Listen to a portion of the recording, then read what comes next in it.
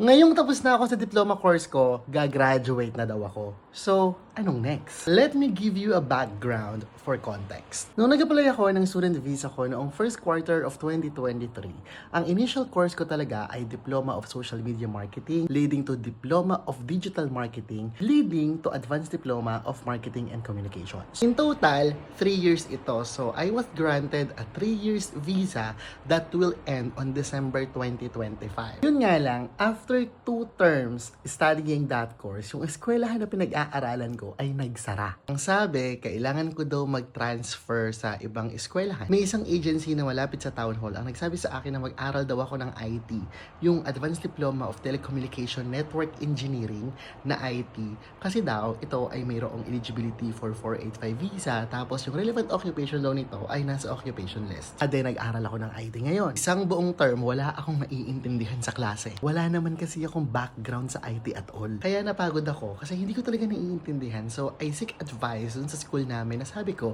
I want to go back sa original course ko, which is marketing. Because yun yung gusto kong aralin. E then, inilipat ako ngayon ng eskwelahan na yun sa Certificate 4 leading to Diploma, leading to Advanced Diploma of Marketing and Communications. Ade, 4 na taon na naman yun. Kasi 1 year yung Cert 4, 1 year yung diploma, tapos 2 years yung advanced diploma. And I started again. When I was about to finish my Certificate 4 in Marketing and Communications, sabi nung school, hindi na daw nila i-commence yung diploma course nung course ko kasi daw ay kulang yung enrollee. So it's either mag-transfer daw ako sa ibang school or mag-shift ako ng course sa same school. Ayoko nga mag-aral ng iba kasi natatakot ako.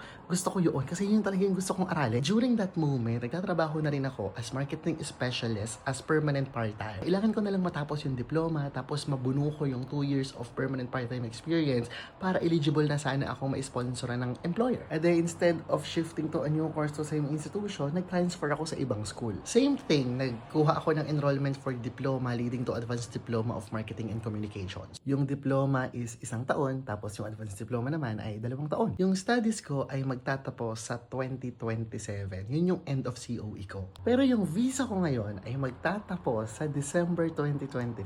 Kaya tapos na ako ng Diploma of Marketing and Communications, tapos magko-commence ako ngayon sa Advanced Diploma of Marketing and Communications. Yung Marketing Specialist na occupation ay listed siya sa CSOL at sa Short-Term Occupation List. Pwede kang mag-apply ng state nomination sa mga state na nangangailangan ng Marketing Specialist. Pwede ka ring ma-sponsor ng employer. Yun nga lang, may caveats ito sa Skill in Demand Visa o dun sa 482 visa. Una, bago makapag-sponsor ng Marketing Specialist ang isang employer, kailangan hindi bababa sa 1 million Australian dollars yung annual turnover nito. Para naman sa employee, kailangan hindi low-skilled yung tasks. At sinasabi ko sa inyo, hindi madaling humanap ng employer na makapag-i-sponsor ng marketing specialist dito sa Australia. Meron, pero hindi madali, o baka hindi kasi ako magaling, kaya hindi ako nakahanap. Pero ilang beses ako napangakuan, pero hindi naman nagtuloy. Yung sa state nomination naman, ilang state lang yung nasa occupation list ng state na yon, yung marketing specialist. At napakahirap mabigyan ng invitation kahit na nag-submit ka ng expression of interest. But I need to finish what I started. Kung darating siya,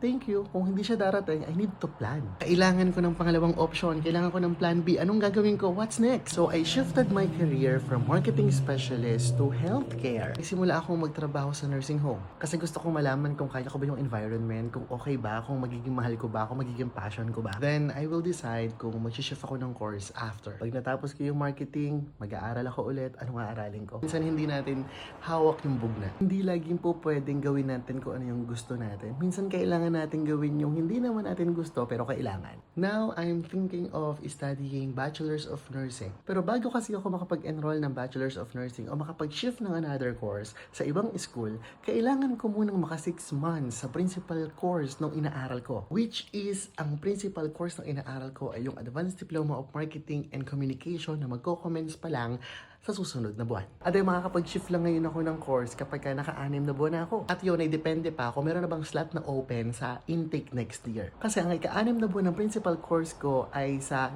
June pa ng 2026. Tapos may expire yung visa ko ng December 2025. Mag-a-apply ako ng visa bago ma-expire yung visa ko para magkaroon ng tugma yung visa at yung current na enrollment ko. Tapos mag-shift na naman ako ng panibagong course. At ay kakapusin na naman yung visa kasi mas mahaba na naman yung enrollment. Kailangan mong makipaglaro sa sistema. Hindi dahil gusto mo, kung hindi dahil kailangan maging isa ka sa kailangan nila. Kung gusto mong manatili dito. Hindi biro yung perang gagastahin. Hindi biro yung oras na sasayangin.